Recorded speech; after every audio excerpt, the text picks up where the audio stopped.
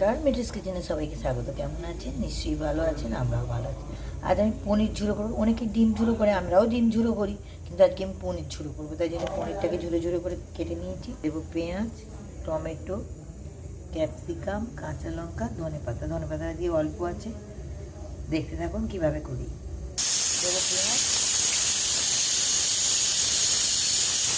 তেলটা গরম হয়ে গেছে, পেঁয়াজ দিয়ে দিলাম, দিয়ে দেবো টমেটো,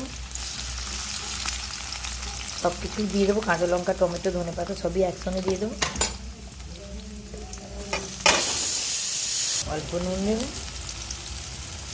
অল্প মিষ্টি দেবো, দেবো একটু হলুদ গুঁড়ো। এবার পনিরগুলো দিয়ে দেবো। এবার ঝুড়ো ঝুড়ো করে ভাজা হবে, যেমন ডিম ঝুড়ো হয়। এই পনির ঝুড়ো দিয়ে রুটি খেয়ে দেখবেন, দুর্দান্ত খেতে লাগে। বাড়িতে কিছু নেই, অল্প পনির আছে, একটু ক্যাপসিকাম সবজি দিয়ে ঝুড়ো করে নিন, সঙ্গে একটা ডাল রাখুন, দারুণ লাগবে খেতে। দেবো একটু লঙ্কা গুঁড়ো। ডিম ঝুড়ো রেডি।